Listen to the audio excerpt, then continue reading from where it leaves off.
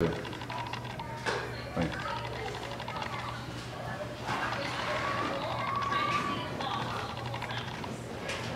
It was really easier for them when we were able to kind of talk into it as they were doing it.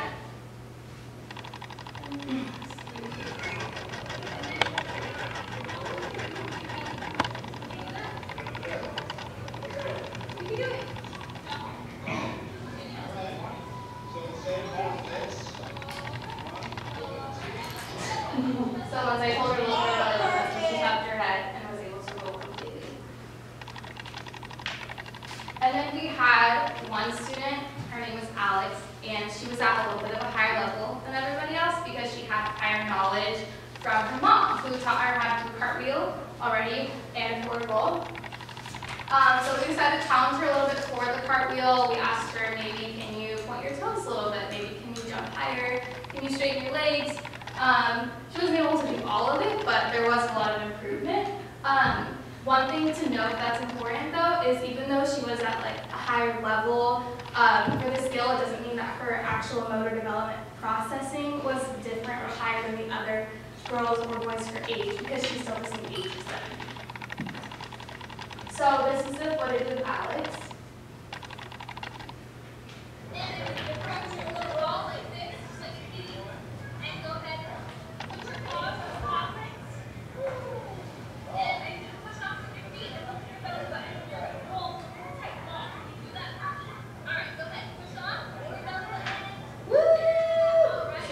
A lot cleaner than some of the other students that did it.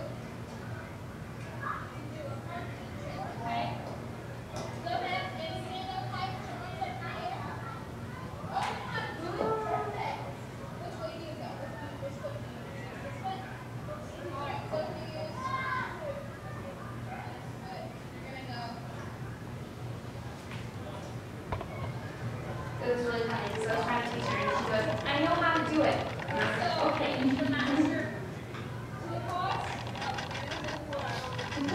You're having fun.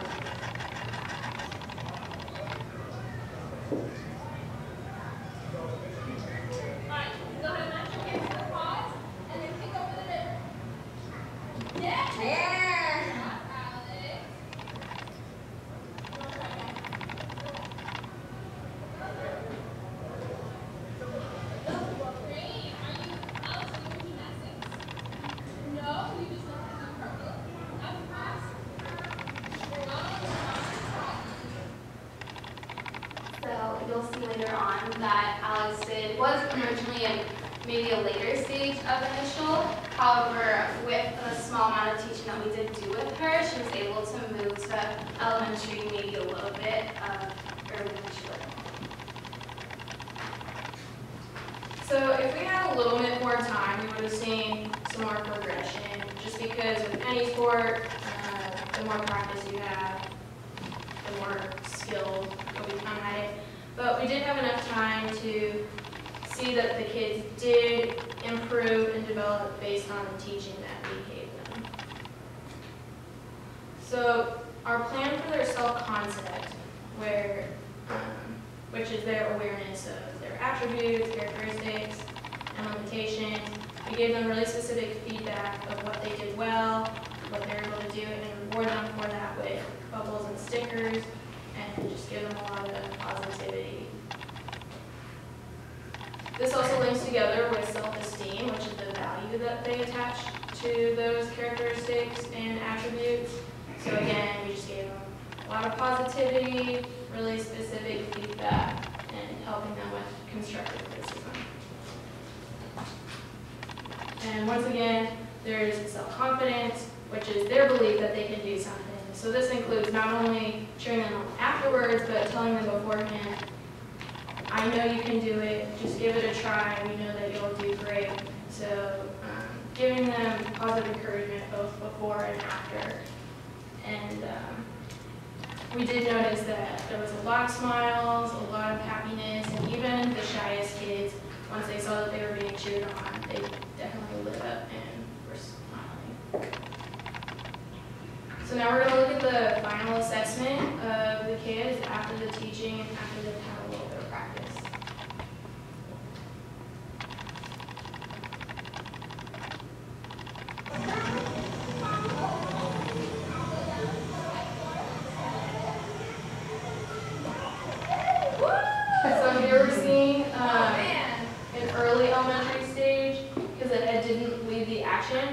did push off really well. He had good hand placement, and he was able to stay in a straight line.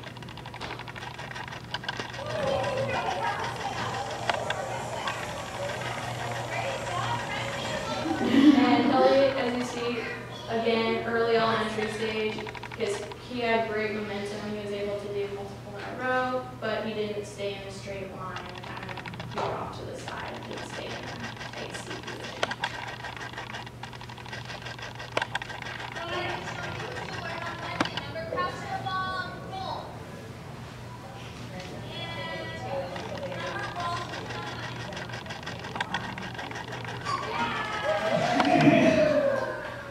So this would also be elementary. She did a good job of staying in the tight seat position through the roll, but she did unroll into kind of an L position towards the end, so that would still be elementary.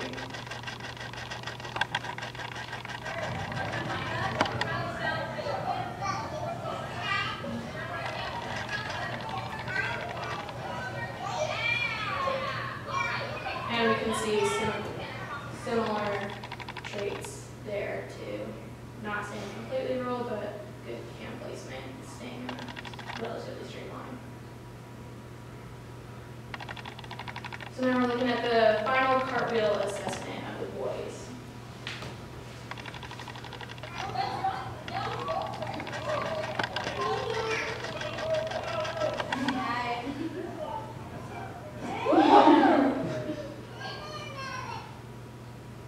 So this would also be considered elementary for the cartwheel stage because he was able to lift his legs, bring them from one side of the hula hoop to the other, and get a little bit of height, bring them above his head. And he also had great hand placement.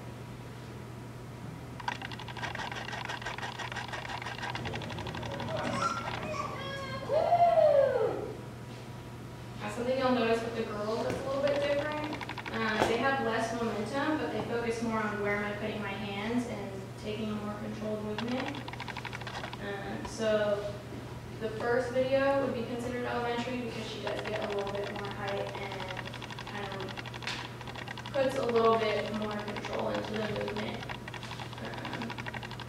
As you'll see in this video, it's still kind of considered initial because she just kind of jumps without having any real momentum, and she doesn't get a lot of height. Again, we wanted to talk about Alex just because she had the highest mastery of the skill, so some might say that she'd be like in early level of mature. So with some progression, we would see her hopefully straighten her legs, point her toes, and fully immersed in the mature level of cartwheel. Okay, now you can see cartwheel to me. I want that. I want this. But she is really great at having a controlled movement. She knows what to do. She just needs more practice at it, which is what we would see if we had more time.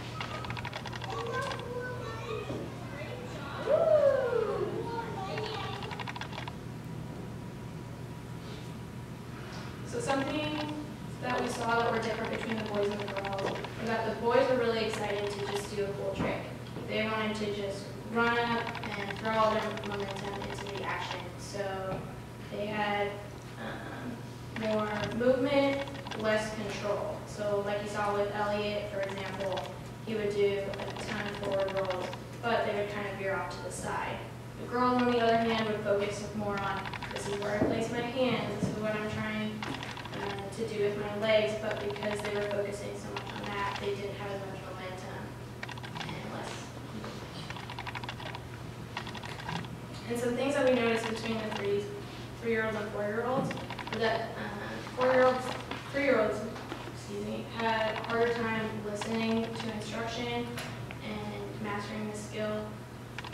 So this was because they are a little bit less developed and, like we learned in class, can kind of attribute it to the over-exclusion principle, where they can't understand or incorporate all the instructions at the same time. If you tell them place your hands here and look at your belly button. It's hard for them to remember both at the same time. They tend to focus on just one instruction at a time. But the 4-year-olds were able to incorporate it a little bit better and master the skills a little bit better.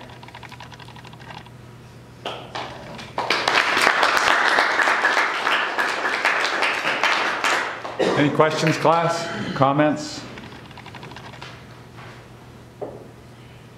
What would you do differently? What would we do differently, as in if we had more time to? Or if you started over, either one. Yeah. Okay. Well, I feel that if we did have more time, definitely work with them a little bit more. Maybe think of a different mnemonic to help them if something's not working, or a different step process, even though it would be the same steps. Maybe explain it a little bit different so that they would understand. Yeah, I think it's generally a little more tough to get the kids interested in gymnastics itself unless they have a familiarity with it already, just because of cartwheels is particularly a skill that you're going to casually do in your everyday life. So I definitely think if we had more time to show them how to do it, it may have been a little bit easier for them to move forward with it. Are they developmentally ready to learn these skills? Not perfectly. I would say not. To reach the mature stage, I would say they're not developmentally ready. To get to elementary? They could get to elementary. I think What's the main, oh, go ahead. I think definitely like the 4-year-olds would be able to. 3-year-olds, it was a little difficult just because of the listening issue. Okay. And is there